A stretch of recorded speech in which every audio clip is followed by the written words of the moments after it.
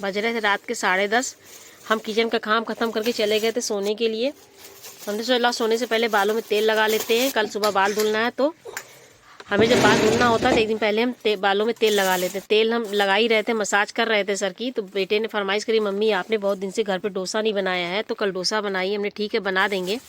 तो फटाफट बालों में तेल लगाकर हम आ गए किचन में दाल चावल भिगोने के लिए। तो ये चावल मोटा वाला हमेशा मंगा कर रखे रहते, क्योंकि हम मोटे चावल का ही डोसा बनाते। पहले महीन चावल का बनाते थे तो रेस्टोरेंट जैसा टेस्ट नहीं आता। तो बच्चे कहते हैं मम्मी रेस्टोरेंट का डोसा ज़्यादा अच्छा लगता है। तो भाई हमें ट्रिक समझ में आया कि वो लोग मोटे चावल का डोसा बनाते हैं, तो हमने मोटा चावल मंगाकर डोसा बनाना शुरू कर दिया। तो 4 कटोरी हमने मोटा वाला चावल भिगो दिया। जब दाल भिगोने के लिए डिब्बा उतारा तो उसमें धुली उड़द की दाल खत्म हो चुकी थी, बिल्कुल ध्यान नहीं रहा मंगाने के लिए। मतलब कि जब काम करो तब याद आता है, पहले से ध्यान नहीं रहता है। तो हमने चलो छिलके वाली दाल है, थोड़ी सी ज़्यादा कर देंगे। उड़द की दाल जैसे 4 कटोरी चावल है तो हम 1 कटोरी उड़द की धुली दाल डालते हैं। मगर छिलके वाली थी कि धुलने में छिलका निकल जाएगा, तो हमने इसकी क्वांटिटी बढ़ा दी, आधी कटोरी। हमने 1.5 कटोरी उड़द की दाल भिगो दिया। और 4 कटोरी चावल में हमने चौथाई कटोरी में डाला चने की दाल और 1 चम्मच मेथी। इन तीनों को एक साथ हमने धुलकर भिगो दिया और उड़द की दाल को हमने अलग भिगो दिया। अब इसको हमने अच्छे से ढककर भिगोया, क्योंकि हमारे किचन में चूहे बहुत हैं। अगर ठीक से ढक के नहीं, चूहा रात भर में हमारा दाल चावल खा जाता, सुबह फिर हम लोग डोसा कहाँ से खाते। तो इसको अच्छे से ढककर हमने भिगो दिया। फिर फटाफट सुबह नहाकर हम किचन में आ गए। पूजा करने के बाद हमने चलो सबसे पहले चाय नाश्ता कर लेते, फिर दाल चावल पीसें, क्योंकि दाल चावल सबसे पहले पीस के रखना, नहीं दिन भर में खमीर नहीं उठेगा। ठंड का मौसम है, टाइम लगता है। गर्मी में जो 4-5 घंटे का टाइम लगता है, जाड़े में डबल टाइम लग जाता है। तो भाई जल्दबाजी में नाश्ता क्या समझ में आता है, ब्रेड का चाहे ब्रेड मक्खन खा लीजिए, चाहे ऐसे ही चाय से बोर के खा लीजिए, या सैंडविच बना लीजिए। तो फटाफट हमने फिर सैंडविच बनाया, सबको दिया खाने के लिए। सबने खाया, नाश्ता हमने भी किया। फिर हमने उड़द की दाल को ठंडे पानी के बजाय गर्म पानी से धुला, जिससे कि जल्दी धुल गई थी। ठंडी में ठंडे पानी से टाइम लगता। फटाफट हमने दाल चावल को एक साथ मिलाकर सब पीसा, बिल्कुल बारीक पीसा। और हाँ, अगर आप लोगों को हमारी वीडियो ज़रा सी भी अच्छी लगे तो प्लीज़ लाइक शेयर कर दिया करिए, हमारे चैनल को सब्सक्राइब कर लीजिए नए हैं तो। इसके अच्छे बारीक हमने पीसा। और आज आपको हम डोसे की एक ट्रिक बताएंगे, किस तरह से आप डोसा बनाएं तो आपका डोसा एक तवे से बढ़िया छूटेगा और बिल्कुल जैसे रेस्टोरेंट में खाते हैं बिल्कुल वैसे ही स्वाद आपका डोसे का आएगा।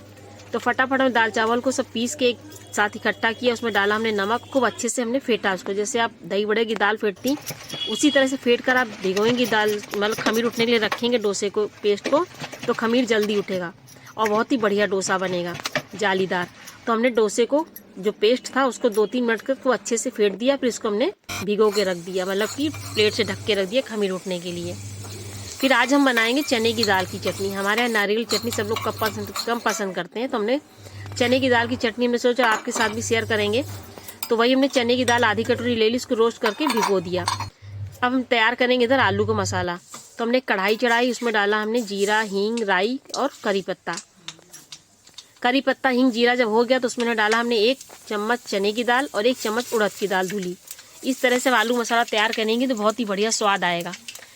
तो उसके बाद हमने फिर आलू जितनी मैश करी थी हमने आलू मैश करके इसमें डाला। अगर आपकी आलू ठंडी हो गई, क्योंकि नई आलू फूटने में टाइम लगता है, मतलब गुटली रह जाती है तो मज़ा नहीं आता है, तो आप उसको कद्दूकस भी कर सकते हैं।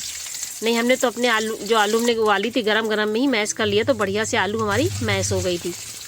तो हमने इसमें आलू डाल दिया, अच्छे से उसको हमने मिला लिया। मिलाने के बाद इसमें मैं हल्दी डाली और लाल मिर्च पाउडर डाला, अमचूर पाउडर डाला, उसको अच्छे से मैश किया।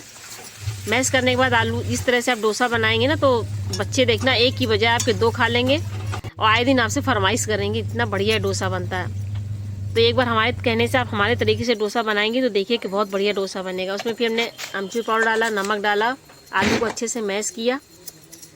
और अंदर से जब हम आलू फ्राई कर रहे थे तो अंदर से आवाज़ आई बेटी की मम्मी का डोसा बनाने लगी कि हमने अभी नहीं, अभी तो तैयारी कर रहे हैं, अभी 1 घंटा और लगेगा, क्योंकि अभी सांभर भी बनाना था।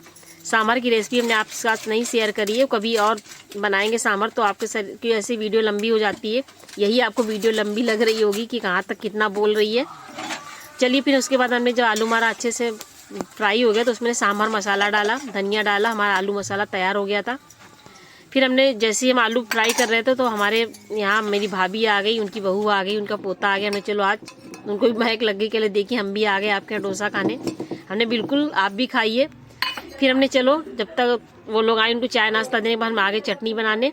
तो चने की दाल को हमने डाला जार में, हरी मिर्च डाला और सूखा जो है पुदीना वो डाला। हरी पुदीना थी नहीं तो हम क्या करते हैं, जब पुदीना सस्ता होता है तो पुदीना को सुखाकर हम एयर टाइट डिब्बे में भरकर रख लेते हैं।